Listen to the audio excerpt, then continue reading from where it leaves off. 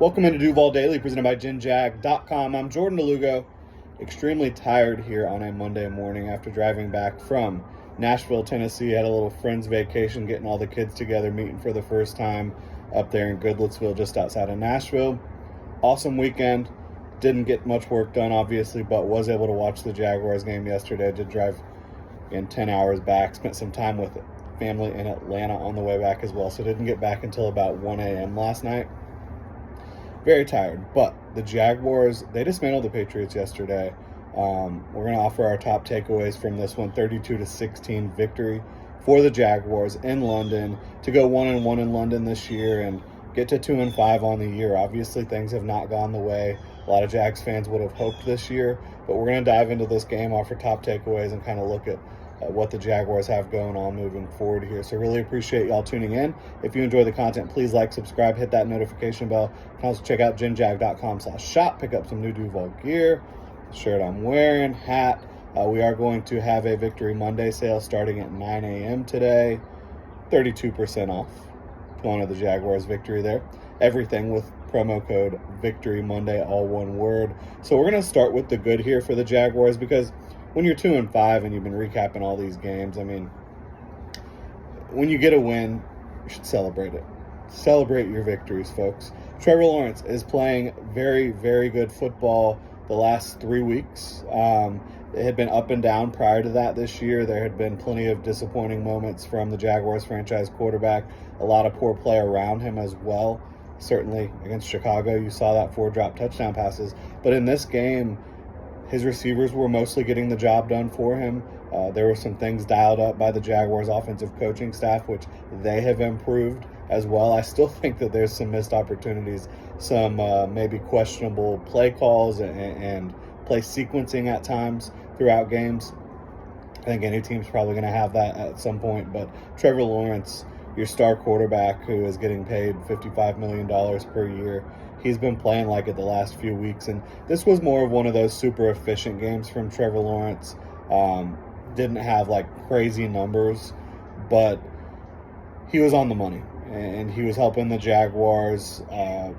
Passing down the field has kind of been their bread and butter at times this year. That's worked even when everything else hasn't working. You saw Brian Thomas Jr.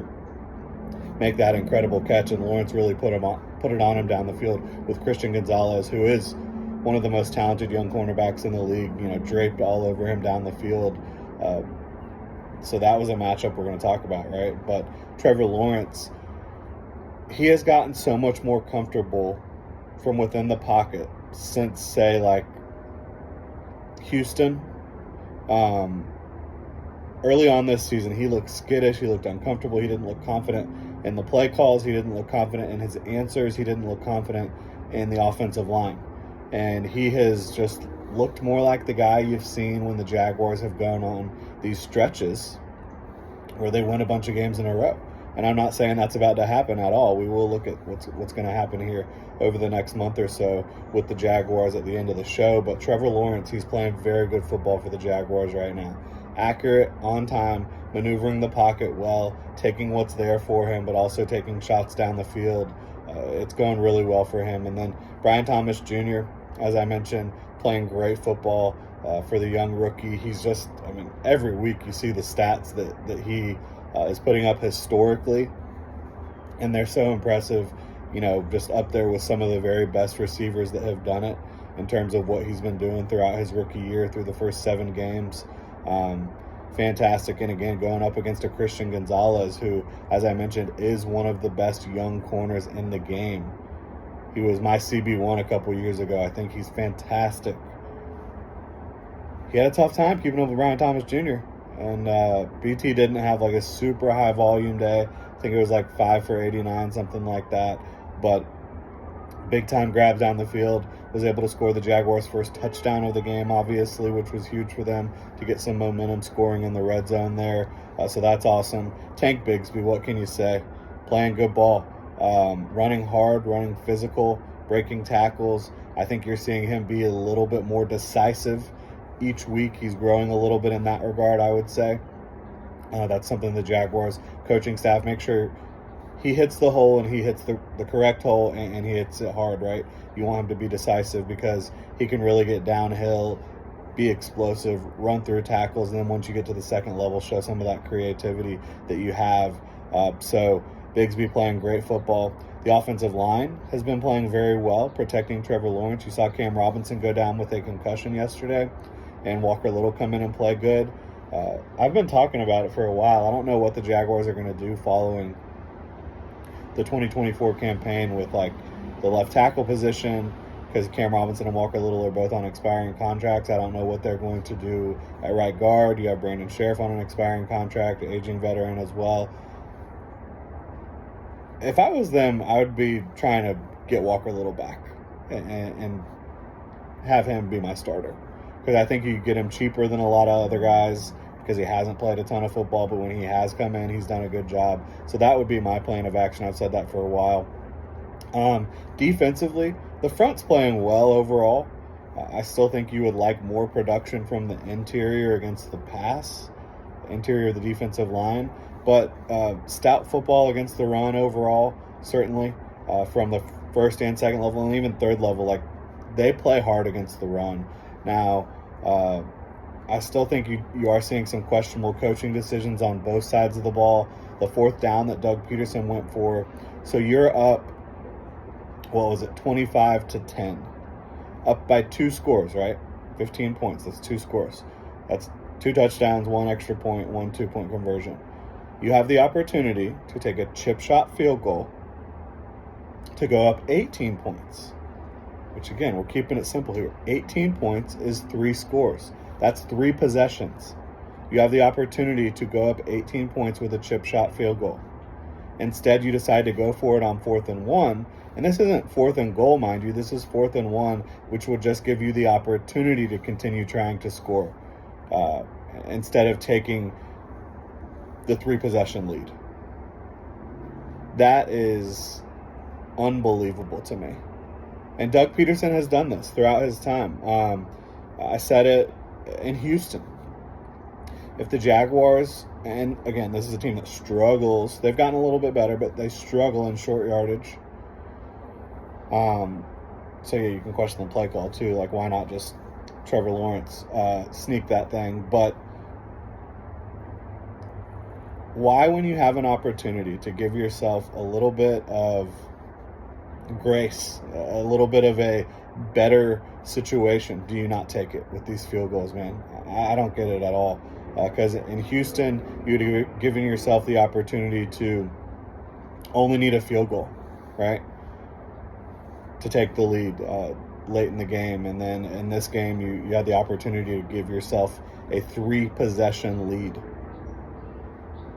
Don't take it. Don't get the first down. Patriots drive the ball down the field and score. And if you're playing a good football team, if you're playing a playoff team, that might cost you the game. One thing we do need to clear up, I've heard a lot of talk about, the Patriots are the worst team in football. I mean, that may be true, right? As I'm very tired, stumbling over my words this morning. That very well may be true. But their defense is good and well coached. And Drake May is a talented young quarterback. So, yes, this was a win against a bad team. But they have a very good defense. So everything that you saw the Jaguars offense doing, I thought was very impressive, right? Now, defensively, the rotating up front, it's too early, too much, too often. It's ridiculous, in my opinion. The inability to cover, you get Tyson Campbell back, who does a good job in this game, but you still have coverage issues in a big way. And they improved after that first 10 points that the Patriots put on the board. But hear what I just said. The Patriots dominated time of possession in the first quarter. They put up 10 points on their first 2 drives. I think that was the first time all year they scored on their first drive, and certainly on their first 2. I mean, why can't Ryan Nielsen get his defense ready to play football early on in the games? It's baffling to me. And some games, they're never ready. They don't get ready. They don't find their footing. In this game, they did against a bad offense, one of the worst offenses in football. They found their footing, certainly, and played very well after that first couple of drives. But you can't have that. Like, again, against Houston, they did the same thing where they start out very, very poorly defensively. They kind of get in their groove, and then the Texans have a good fourth quarter on offense. If you start just a little bit better, you're not going to be in some of these positions, right? As I mentioned, I do still think there's some porous play calling on offense at times. It has improved. There's no question about that. Your Jags, they are 2-5. They've won 2 of their last 3 games. And everybody, yeah, you had to beat the Patriots, right? I mean, this is a game against a young football team, new head coach, rookie quarterback, all that stuff. But the Colts, they're 4-3.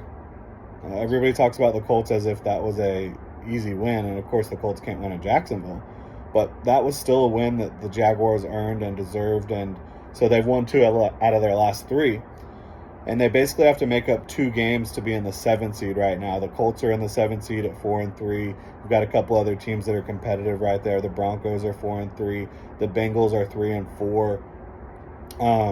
And I'm not telling y'all that the Jags are about to go on this run that they would be able to get into that spot, but just telling you the situation, right?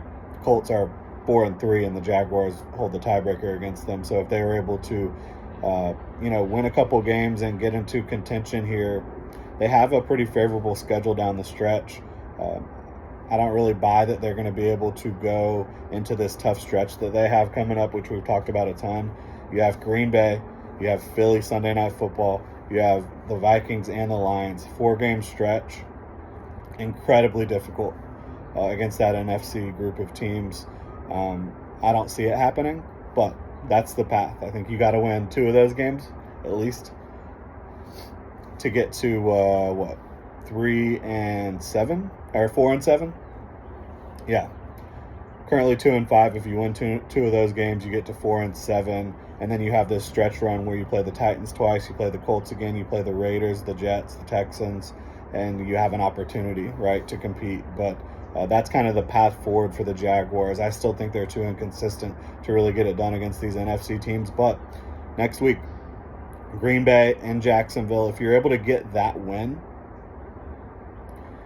maybe momentum starts to get on your side. We'll see how it plays out. Really appreciate y'all tuning in. If you enjoy the content, again, please like, subscribe, hit that notification bell. Y'all have a good one.